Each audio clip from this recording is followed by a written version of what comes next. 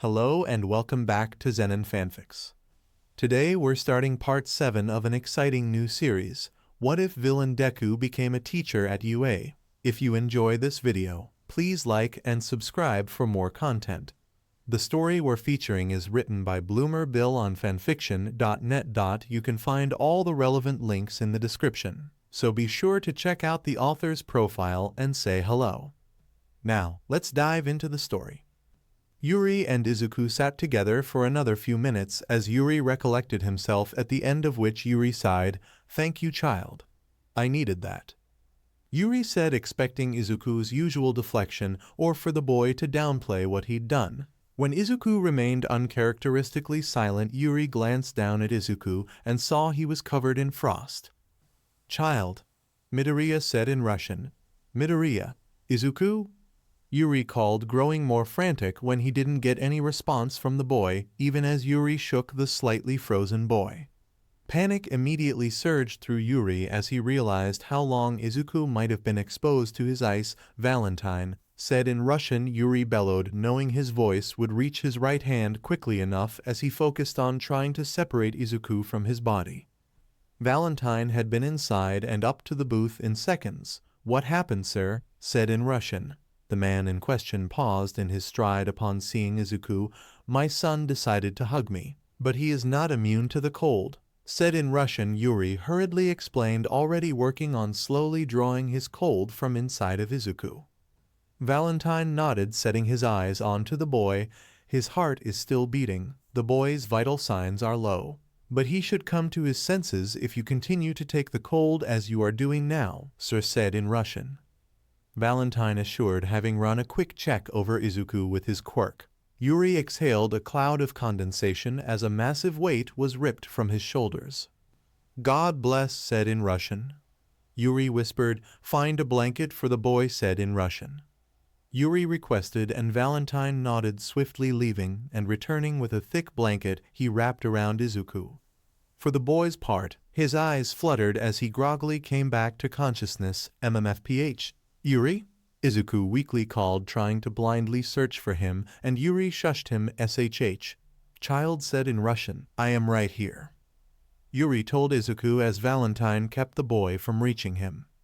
"I'm sleepy," Izuku muttered, slowly blinking. "I know, but you need to stay awake," child said in Russian. Yuri replied, making sure he didn't absorb too much from Izuku too fast in case the boy would suffer from thermal shock. Izuku hummed back, and his unfocused eyes landed on Valentine's. Izuku softly gasped. "Your eyes have hearts in them," Izuku exclaimed, pointing to the man's face, and unintentionally booped Valentine. Valentine remained very stone-faced as he replied, "Indeed." And because Izuku was loopy at the moment, the man's serious answer made him squeal. "That's amazing. Is it part of your quirk?" Izuku asked, his hand falling back to his lap. "Yes," Valentine answered, and Izuku practical had stars in his eyes. "What does your quirk do?" the boy asked, becoming giddy instead of sleepy. "My quirk allows me to see the vitals of anyone in my visual range," Valentine explained. "Oh, does that mean you can see my heartbeat right now?" Izuku inquired, one of his hands going over his heart, and Valentine nodded. "I can also see how much oxygen you're getting and if your brain waves are normal," the man elaborated. Izuku's mouth opened before it closed, then opened again. "That must make being around a lot of people difficult," Izuku muttered, causing Valentine to freeze as the boy had hit the nail on the head. "You are correct. I am not a people person," Valentine admitted, and Izuku nodded empathically. "I'm not either. But a lot of people need me around, so I try my best," Izuku confessed in turn. "That is very mature of you," Valentine told the boy, only to freeze when Izuku suddenly grabbed onto the man's long hair. "Why's your hair so shiny?" Izuku asked, reminding both men he wasn't quite all there. And unfortunately for Izuku's dignity, it took him about an hour to get his head straight again, during which he had been incredibly fascinated with Valentine's hair. It wasn't even because of his obsession with quirks, as Valentine's hair had nothing to do with his quirk. It was just pretty in his post-hypothermia 13-year-old mind. The only saving grace during his recovery was that Maliki made some of the best burgers Izuku has ever had, and they had kept him from asking too many more embarrassing questions about Valentine's hair. I think we can both agree that we should be careful to prevent this from happening again. Yuri commented, and Izuku's face flushed, but he nodded. I'm sorry about this, Yuri-sen said in Russian. I didn't think something like this would happen. Izuku groaned out, getting teary-eyed. It is all right, son said in Russian. It probably wouldn't have gotten that bad if I was in control of myself. Yuri responded, making a point of twirling one of Izuku's curls without it freezing over.